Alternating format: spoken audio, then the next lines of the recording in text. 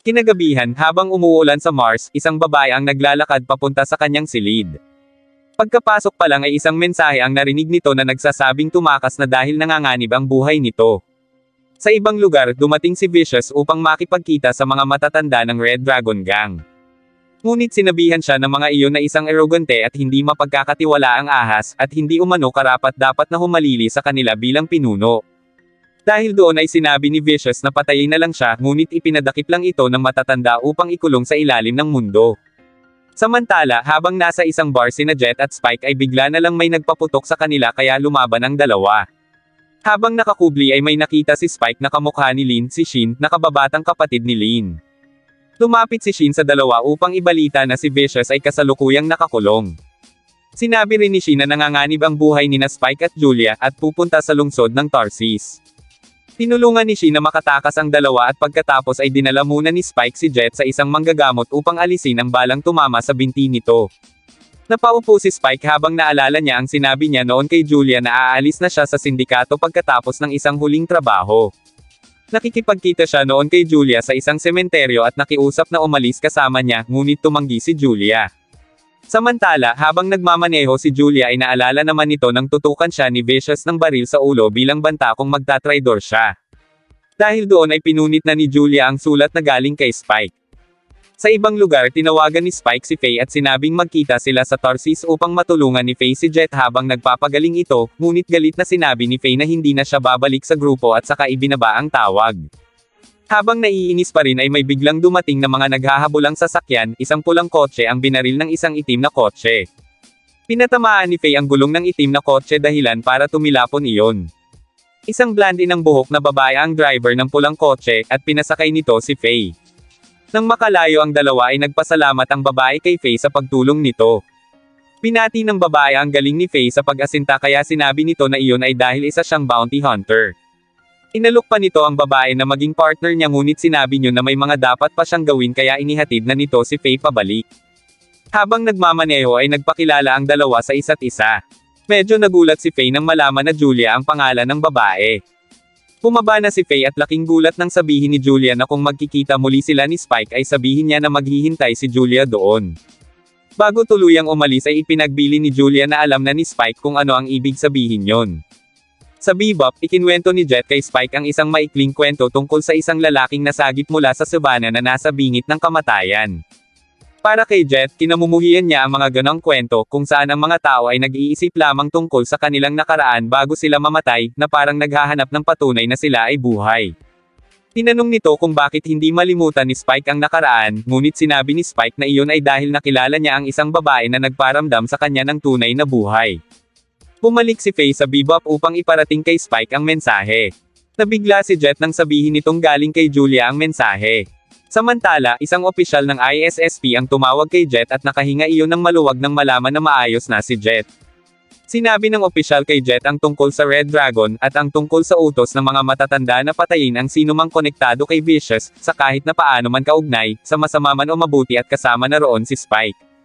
Sa sandaling iyon pinayuhan ng opisyal sina Jet na lisanin na ang Mars ngunit huli na ang lahat sapagkat nilusob na ng ilang sasakyan ng Red Dragon ang Bebop.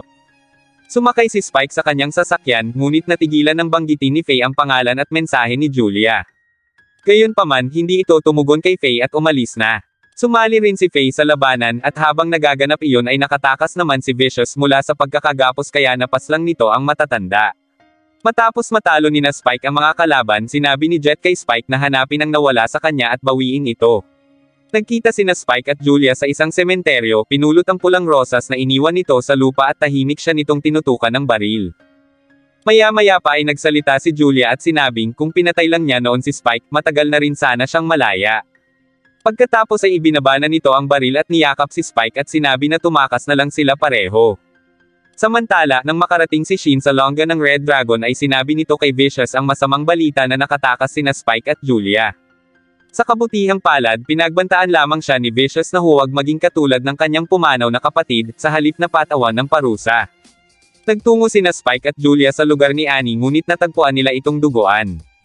Habang tinutulungan ni Spike si Annie ay sinabi nito na narinig niya na pinatay ni Vicious ang lahat ng mga matatanda. Maya-maya pa ay tuluyan ng binawian ng buhay si Annie kaya naman kinuha ni Spike ang mga armas ni Annie at naghanda para sa labanan. Lumapit si Julia at sinabing sasama siya kay Spike hanggang sa huli. Hindi nagtagal ay pinasok na ng gang ang lugar at magkasamang lumaban at tumakbo ang dalawa papunta sa labas.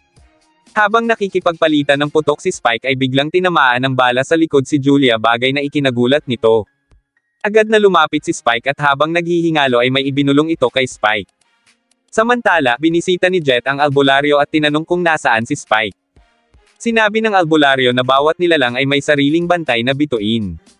Kapag ang buhay ay nagtatapos, ang bituin ay bumabagsak at nawawala. Dagdag pa ng albularyo na malapit na umanong bumagsak ang bituin yon. Gayunpaman pilit yung hindi pinaniwalaan ni Jet kaya sinabi ng matanda na huwag katakutan ang kamatayan. Sa bebop nagising si Jet at nagulat ito nang makita niyang bumalik na si Spike.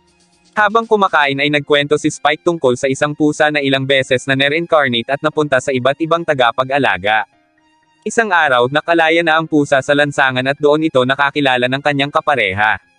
Ngunit sa paglipas ng maraming taon, matapos mamatay ang babaeng pusa ay tumanggi ng mabuhay muli ang pusa matapos mamatay ang kanyang kapareha. Pagkatapos ng kwento, natawa na lang ang dalawa at doon sinabi ni Spike kay Jet na patay na si Julia. Habang paalis na si Spike, tinutukan siya ni Faye ng baril at ipinaalala ang tungkol sa sinabi noon ni Spike na hindi na mahalaga ang nakaraan, gayong siya naman ang nakakulong sa sarili niyang nakaraan. Lumapit si Spike kay Faye at sinabing tingnan siya sa mata, sinabi nito na ang nakikita ng isa niyang mata ay nakaraan at ang isa naman ay ang kasalukuyan. Pagkatapos ay naglakad na paalis si Spike upang hanapin ang sarili, at habang naglalakad ito ay nagpaputok si Faye ng paulit-ulit sa kisame ngunit hindi natinag at hindi na lumingon papabalik si Spike. Mag-isang sinalakay ni Spike ang longga ng Red Dragon na siyang pumatay sa mga natitirang gwardya. Lumitaw si Shin upang tulungan si Spike at sinabi nito ang kinaroroonan ni Vicious, ngunit nabaril ito at napatay. Doon ipinakiusap ni Shin na tapusin ni Spike si Vicious ngunit nang narating ni Spike ang silid ng tuktok ay nagkaroon ng isang malakas na pagsabog.